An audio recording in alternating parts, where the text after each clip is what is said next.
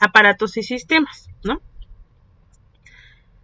Entonces ya vimos esta parte de del tejido nervioso.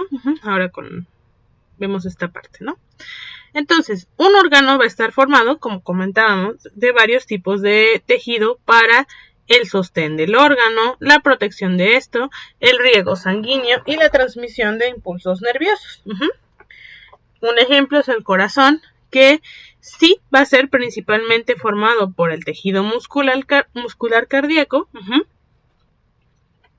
pero también va a estar revestido y cubierto por endotelio, va a ser regulado por el tejido nervioso, y contiene vasos sanguíneos formados por músculo liso y tejido conectivo.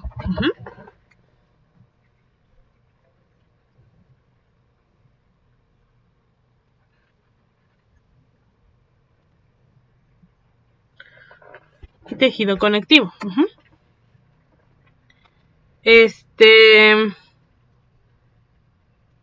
Varios tejidos y órganos van a trabajar en equipo, y van entonces a realizar, van a tener como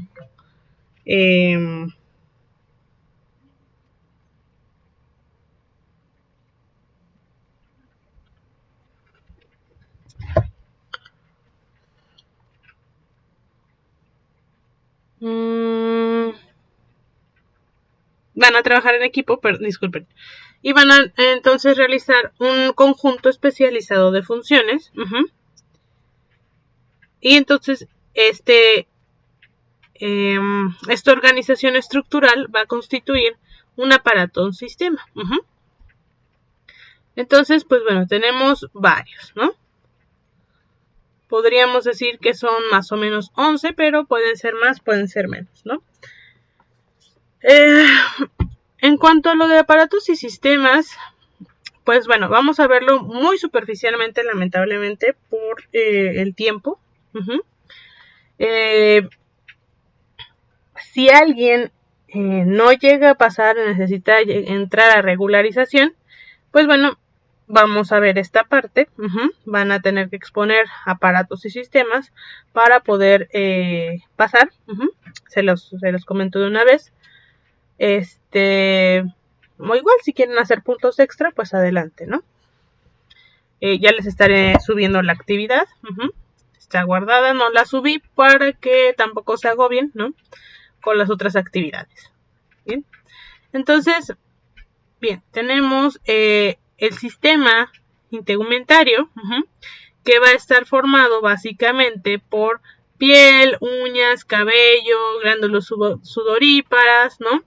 Y va a ser aquel sistema que va a proteger al cuerpo, ayudar a regular la temperatura corporal y recibir estímulos, ¿no?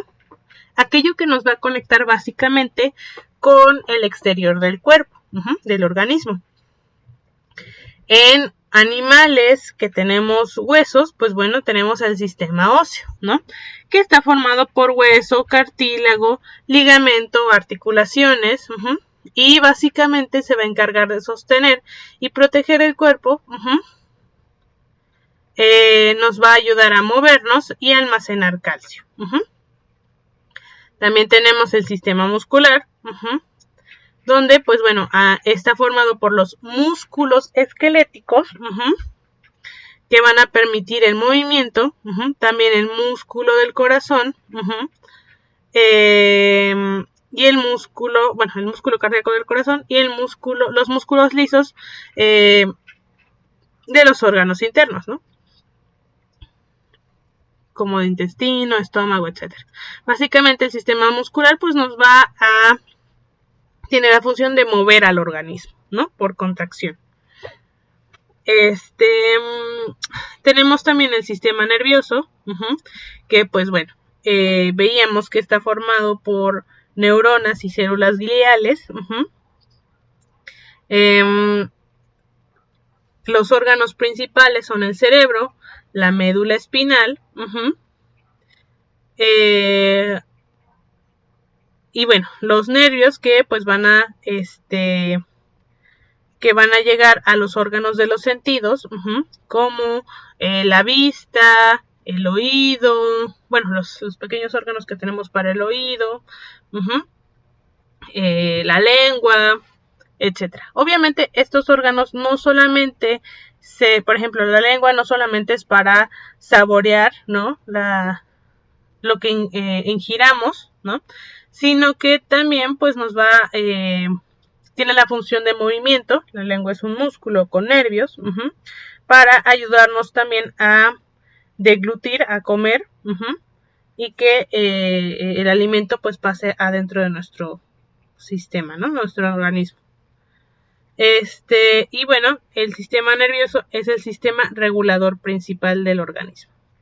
También tenemos el sistema endocrino, que son glándulas sin conductos que liberan hormonas. Recordemos, son aquellas que van a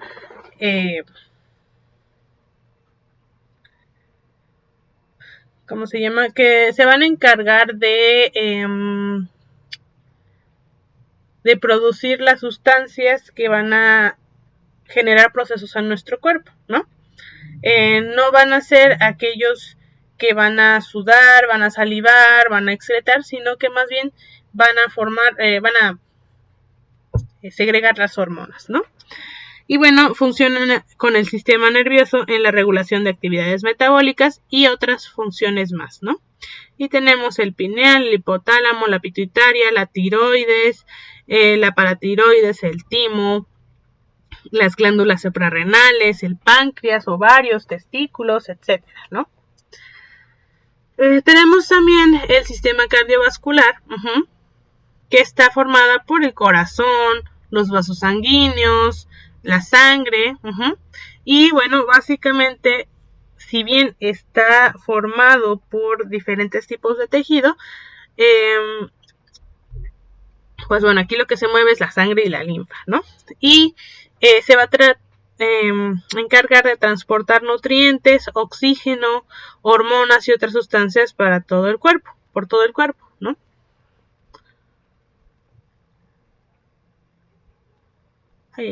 Ok.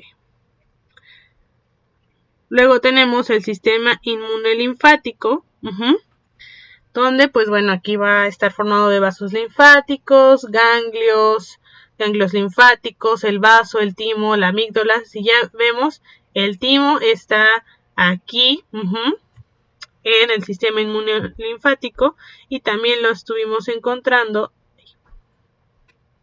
aquí en en el sistema endocrino. Entonces, muchos órganos, como estamos viendo, van a intervenir en diferentes aparatos o sistemas, ¿no? O, por ejemplo, en el endocrino tenemos también glándulas que van a tener que ver con el sistema urinario también. Bien. Glándulas, perdón, el timo y las amígdalas, ¿no? Que se van a encontrar en el sistema inmunolinfático. Y básicamente va a encargarse de devolver el exceso de líquido en el tejido a la sangre, va a absorber lípidos, y va a proteger contra enfermedades, ¿no? Entonces tenemos el timo, el ducto torácico, los ganglios linfáticos, el vaso, los vasos linfáticos, ¿no? Que pues básicamente van a segregar y absorber sustancias dependiendo de lo necesario y a defender nuestro cuerpo de posibles riesgos, ¿no? Si bien quien va a dar la señal, la orden, es el sistema nervioso, quien lo va a ejecutar en este caso sería el sistema inmunolinfático. También tenemos el sistema respiratorio, que va a estar conformado principalmente por los pulmones y conductos de aire, y va a suministrar el oxígeno a la sangre y excretar el dióxido de carbono.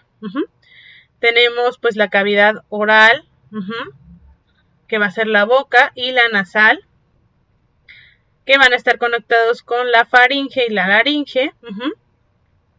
De ahí va a los pulmones, que pues bueno, donde van a estar los bronquios, y el diafragma nos va a ayudar a pues respirar, ¿no?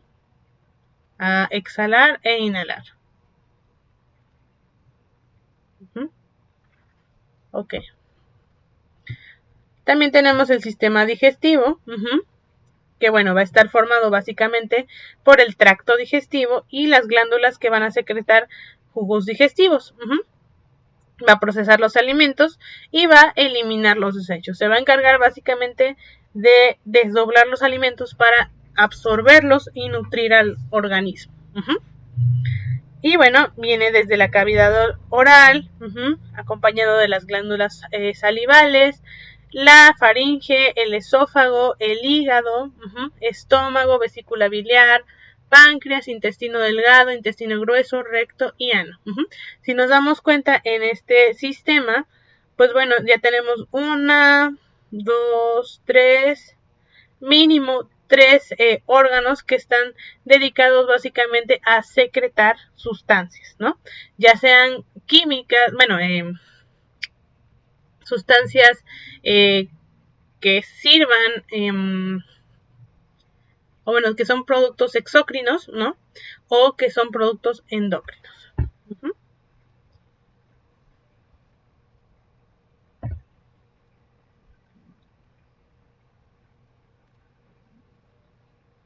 Luego tenemos el sistema urinario, que pues bueno, está formado por los riñones, la vejiga urinaria y los conductos asociados. Nuestros riñones van a eliminar desechos metabólicos y materiales sobrantes de la sangre y van a producir orina. Nos van a ayudar a regular la química sanguínea. Y bueno, aquí vemos, tenemos a nuestro riñón, a los uréteres, ¿no? La vejiga urinaria y la uretra.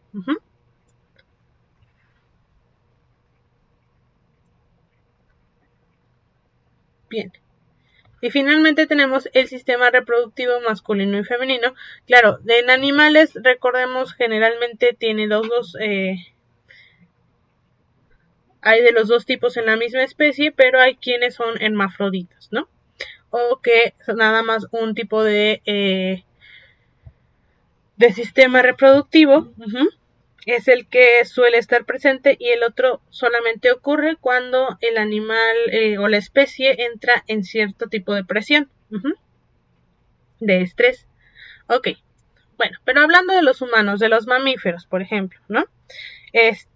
Ambos sistemas se van a componer de gónadas y estructuras asociadas. Y la reproducción sexual va a mantener las características sexuales en estos organismos. Y bueno, recordemos que la reproducción sexual es básicamente la recombinación de células, ¿no? Genética de 2 células. Es decir, en humanos, por ejemplo, en mamíferos, pues bueno, sí se necesitan un par de organismos, pero hay otros organismos que se pueden incluso autofecundar. Y pues bueno, de todos modos ahí hay una recombinación genética, ¿no?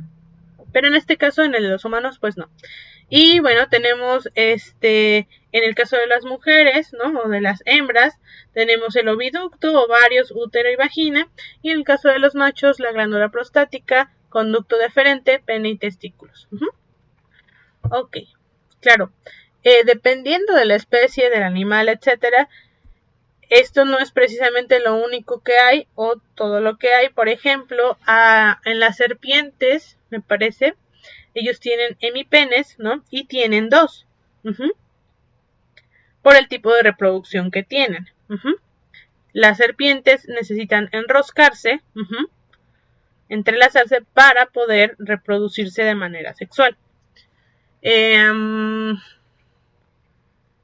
O por ejemplo, las gallinas, las aves, pues tienen la cloaca, ¿no? Por el mismo conducto por el que excretan, pues, sus desechos, también ponen sus huevos, ¿no?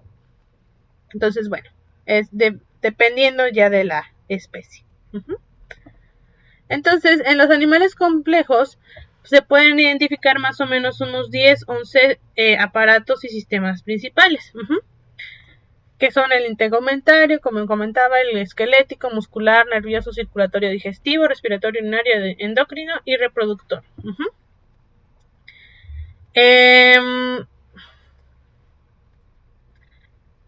Por ejemplo, el sistema digestivo, pues bueno, se va a encargar de procesar el alimento para reducirlo a componentes de moléculas simples, como se comentaba, va a desdoblar lo ingerido y entonces va a transferir los productos de la digestión, es decir, del desdoblamiento, a la sangre para su transporte a todas las células del cuerpo. Recordemos que generalmente, si no pasan por el sistema digestivo, si no lo ingerimos, nunca va a estar realmente dentro de nuestro organismo. Es decir, no va a estar en contacto con las otras células. Bien.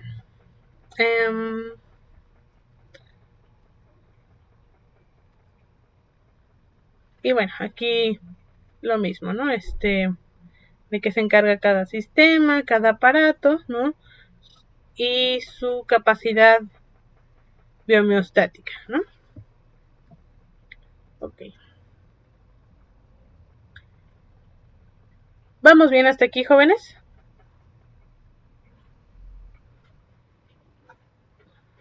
Ok. Bien. Ahora vamos a otra parte más general, que pues bueno, vamos a ver hasta dónde llegamos en esta media hora. Bien, a ver si ya se leyó aquí, pero bueno. La regulación del ambiente interno. Ya lo vimos hace ratito también. ¿Cómo se le llama a la función de la regulación del ambiente interno de un organismo, de un ser vivo? ¿Cómo se le llama a esa función en donde se regula el ambiente interno de un ser vivo?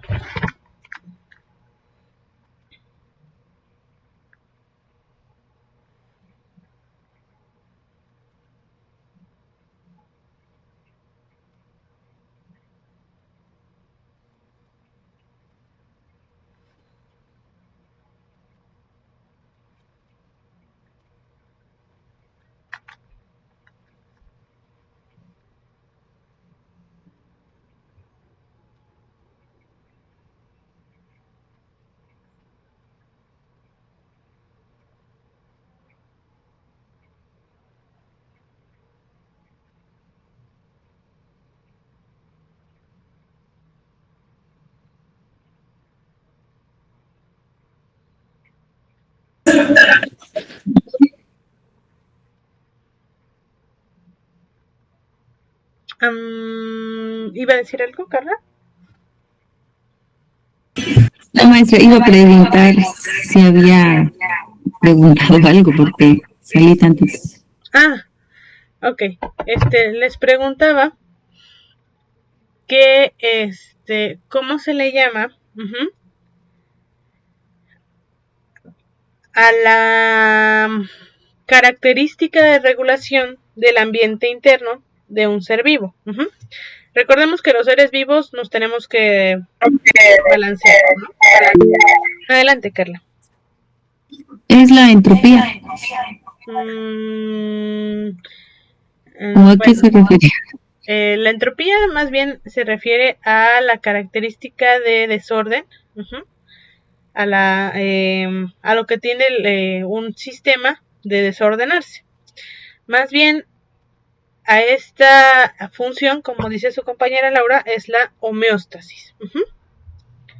Así es.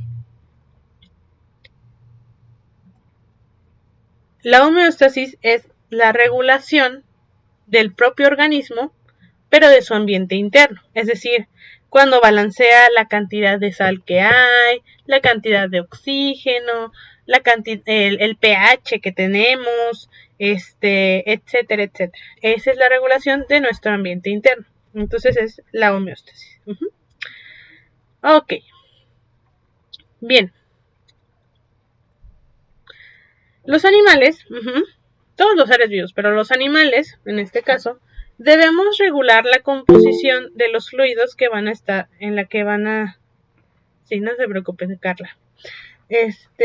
Debemos regular la composición de los fluidos que van a bañar nuestras células.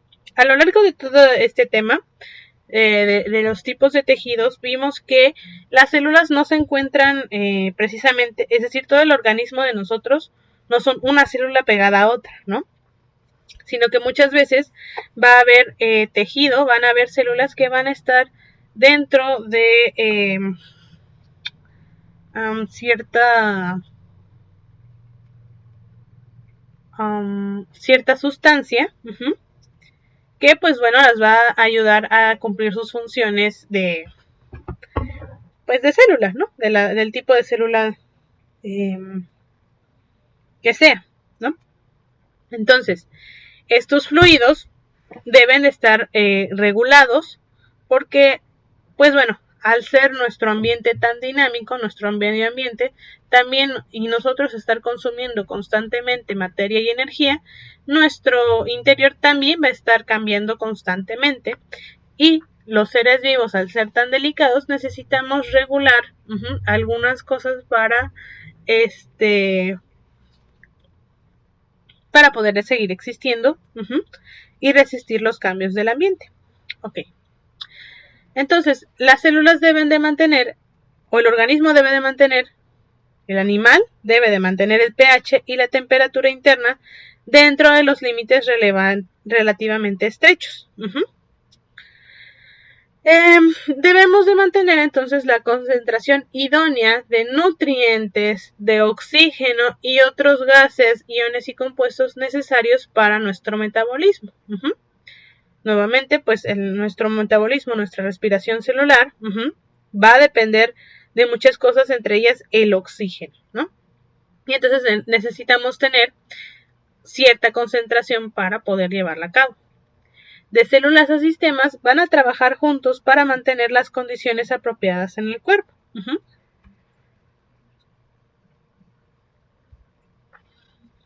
Si nos damos cuenta,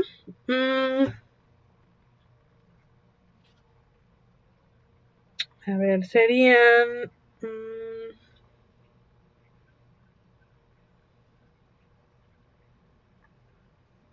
básicamente estas dos.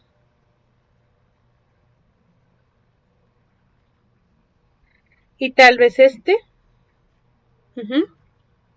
Son los únicos sistemas que, pues bueno, nos van a ayudar a perpetuar la especie y tener relación con el resto del ambiente, ¿no? Y pues sí se van a encargar un poco del ambiente interno, pero no tanto. Todo el resto de los sistemas sí se van a encargar básicamente de regular y mantener vivo a nuestro organismo, ¿no? Aquí de protegerlo, aquí también de lo exterior, aquí de protegerlo de lo interior y el exterior, de consumir energía y materia, de desechar, ¿no? Lo que no, lo que le hace daño al organismo o que ya no necesita, de transportarlo y de mandar que todo esté, de revisar que todo esté en orden en el nervioso y que de no ser así, pues se regule, ¿no? Entonces todo lo demás se encarga básicamente de mantenernos vivos, ¿no? De regularnos. Entonces, al ambiente interno balanceado, se le llama o se le denomina homeostasis, que va a ser el equilibrio dinámico. Es muy importante que recordemos que es dinámico, en el que las condiciones se mantienen dentro de los límites estrechos, que se denomina estado de equilibrio. Bien.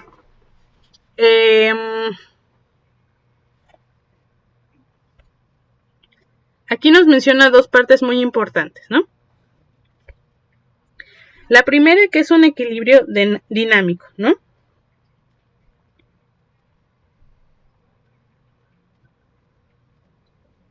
Un segundito.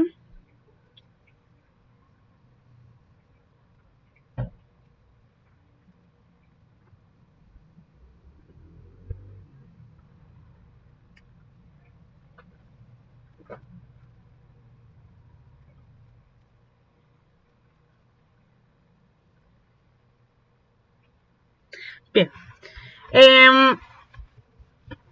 La primera es que es un equilibrio dinámico. ¿Por qué dinámico? porque todo el tiempo va a haber cambios. Entonces, digamos, cuando se regula una cosa, se desregula otra. Entonces, hay que darle atención a esta cosa que se acaba de desregular, y entonces se va a desregular otra, y entonces también hay que ponerle atención a esta y se va a volver a desregular la primera cosa que se desreguló, ¿no? Entonces, siempre va a ser dinámico, y no es que esté mal, así, pues así funcionamos, ¿no? Así existimos.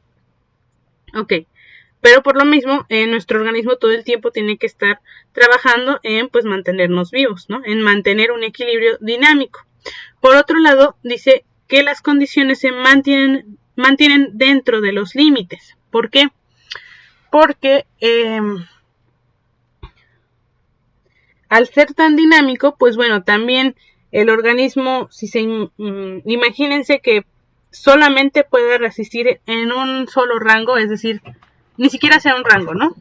Digamos que el pH tenga que ser 7 exactos, no 7.1, no 6.9, que sea el pH exacto del organismo y que además haya una concentración de oxígeno del 98% y no del 99, no del 100, no del 95, del 98%, ¿no? Y además todas las células tengan la mitad de la glucosa, ¿no? La mitad de la glucosa. Entonces, si fuera tan estricto, ¿no? El nivel o los rangos de un organismo, no podría existir. No sería viable que existiera, ¿no? Porque no podría con todos los cambios dinámicos del resto de nuestro cuerpo y mucho menos con los cambios dinámicos del resto del ambiente. Entonces por eso se mantiene dentro de los límites. Y bueno, básicamente a esto se le va a llamar un estado de equilibrio, algo que va a mantenerse dentro de los rangos y va a tener que tener modificaciones para mantenerse en estos rangos, ¿no?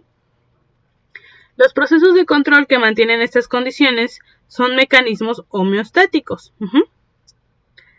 Ahora, los factores de estrés, como cambios en el ambiente interno o externo, que afectan las condiciones normales dentro del cuerpo, continuamente desafían la homeostasis, la condición interna que se mueve fuera de su cuerpo, fuera de su intervalo homeostático. Y bien, aquí hablan de factores de estrés, ¿no?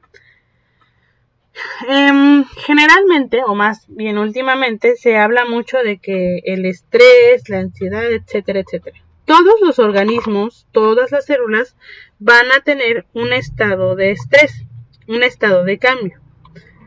A eso se refiere con el estrés, no es que estén todo el tiempo las células en guardia, etcétera, ¿no? Estén nerviosas, ¿no? No. Bueno, no nerviosas, sino a la expectativa de tener que defenderse y tener que regularse y aceptar cambios y moverlos, ¿no? No, sino que simplemente tienen que estar pues funcionando dependiendo de los cambios que hay en el ambiente. Bien, entonces todos los organismos, todos los seres vivos tenemos factores de estrés, ¿no? Y tenemos que someternos a algún factor de estrés, porque pues así, somos seres vivos. Ya si el estrés es demasiado, entonces ya pues afecta al organismo en una vida normal. Pero bueno, hablando biológicamente, siempre va a haber estrés. Okay.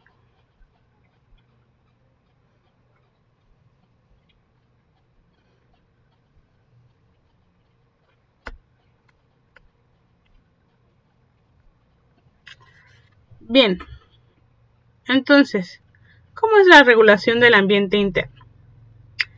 Bueno, en el caso de los animales tenemos la capacidad de ajustarnos a ciertas condiciones ambientales. Alguno de los estados internos va a variar con los cambios de nuestros alrededores, ¿no? Un ejemplo es que los invertebrados marinos se van a ajustar a la salinidad del agua del mar circundante.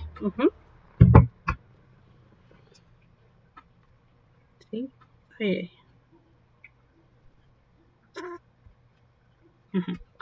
Todos estos invertebrados marinos viven en el agua. Y el océano, al ser tan extenso, al ser tan grande y tener tantas corrientes, no siempre se va a mantener en la misma cantidad de sal exacta todo el tiempo. Ahora, esos organismos, al momento de estar todo el tiempo dentro del agua, tienen un intercambio de agua muy constante. Y este intercambio, bueno, va a inferir o va a interferir pues en el funcionamiento del organismo. Entonces, si hay un cambio, estos organismos, hay un cambio de salinidad en el agua, estos organismos tienen que ver cómo afrontarlo, porque si es demasiada sal se mueren, y si es muy poca sal también se mueren. Entonces, necesitan tener mecanismos para regularizarse y pues seguir existiendo tal como lo han hecho millones de años. Por otro lado, los mamíferos somos excelentes reguladores. Tenemos mecanismos homeostáticos complejos que van a mantener las condiciones internas relativamente constantes a pesar de los cambios del ambiente. Por ejemplo, una de ellas es la regulación de la temperatura, ¿no? Nosotros, obviamente sí dependemos de la temperatura del ambiente, pero sí podemos generar cierta temperatura, es decir, para funcionar. No somos como las lagartijas, por ejemplo, que necesitan de la energía solar, del calor solar generalmente, para que se activen las funciones celulares y entonces poder activarnos nosotras. ¿Cómo funcionan los mecanismos homeostáticos? Bueno, muchos son sistemas de retroalimentación, a veces llamados sistemas de biorretroalimentación. Ahorita vamos a ver por qué retroalimentación, ¿no? ¿A qué le suena retroalimentación? ¿Qué creen que signifique retroalimentación? Adelante, Carla. Pues, por ejemplo, en un sistema sería la energía que sale o el resultado y que vuelve a entrar para volver a ser procesado nuevamente. Exacto, muy bien. Entonces, ahorita vamos a ver qué es esto.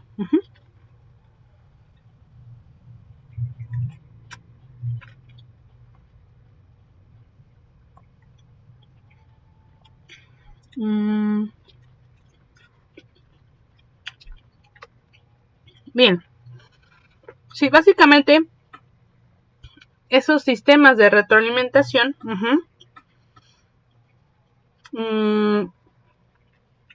o llamados biorretroalimentación porque pues están en los seres vivos, básicamente van a ocurrir, van a generar algo en el organismo y al generar esto van a incurrir en otra cosa que va a generar otro evento en el organismo que va a generar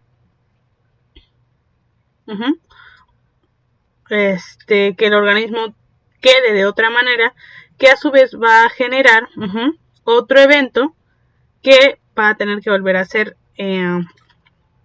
modificado y así sucesivamente. Ok. Entonces, de la retroalimentación tenemos la negativa y la positiva. La mayoría de las retroalimentaciones son negativas y van a restaurar la homeostasis. Generalmente nosotros asociamos la palabra negativo con malo, ¿no? pero más bien por negativo nos referimos a que ocurra lo contrario a lo que está pasando. Es decir, que se tomen acciones para que pase lo contrario a lo que está ocurriendo en ese momento. Y la positiva va a derivarse en acciones que aumenten los cambios que está habiendo, y por eso se le llama positiva. Bueno, ok. Entonces vamos con la retroalimentación negativa. Un cambio en algún estado estacionario, por ejemplo, la temperatura normal del cuerpo, provoca una respuesta que contrarresta o interviene el cambio. Es decir, si nuestro organismo se calienta de más o se enfría de más, bueno, va a generar un mecanismo dentro del organismo que va a evitar que se enfríe demasiado o se caliente demasiado. La mayoría de los sistemas homostáticos en el cuerpo son de retroalimentación negativa. Un sistema de retroalimentación negativa, en un sistema de retroalimentación negativa, la respuesta del integrador es opuesta negativa a la solidez del sensor. Aquí vamos a ver algunos elementos de estos sistemas. Para empezar, tenemos el integrador y el sensor. Vamos a ver de qué trata. Cuando una condición varía demasiado del estado estacionario, de las condiciones dentro de los límites, cuando varía demasiado del estado estacionario, un sistema de control que utiliza retroalimentación negativa devuelve la condición al estado estacionario. Entonces un sistema se va a dar cuenta de lo que pasa, va a mandar señales para que se tomen acciones y se vuelva a la condición del estado estacionario en el que estaba antes. Por ejemplo, cuando la concentración de glucosa disminuye por bajo de su nivel de homostático, sistemas de retroalimentación negativa incrementan la concentración de glucosa. Y muchos de estos cambios ocurren sin que nos demos cuenta. Simplemente pues es la forma en la que existimos, ¿no?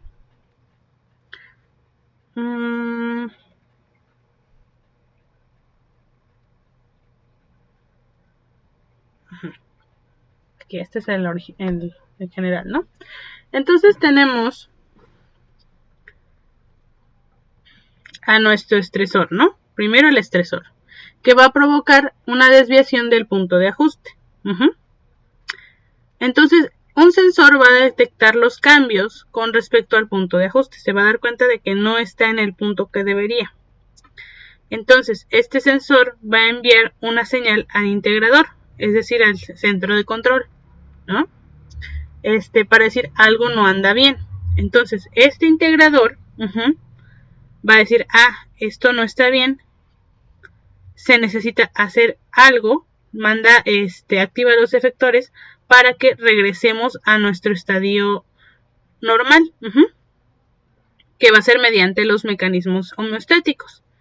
Y entonces, cuando se llevan a cabo, vamos a llegar a una condición normal, que es el punto de ajuste restaurado. Ok, vamos a llegar hasta aquí por el momento. La próxima clase vamos a terminar de ver los sistemas de retroalimentación negativas y positivas. Vamos a ver termorregulación. Esta tablita ya la hemos visto, la vieron en primer semestre. Me parece que también la vieron en segundo. Y es una tablita muy recurrente con la que hemos trabajado. Entonces, si se acuerdan o la quieren buscar, adelante, ¿no?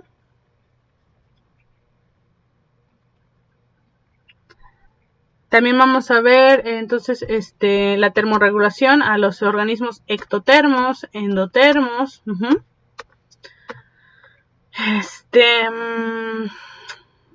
Y y otros ajustes, ¿no? Yo creo que sí nos da tiempo el próximo sábado. No sé si alguien tenga alguna pregunta, comentario, aclaración de las tareas o de algo más.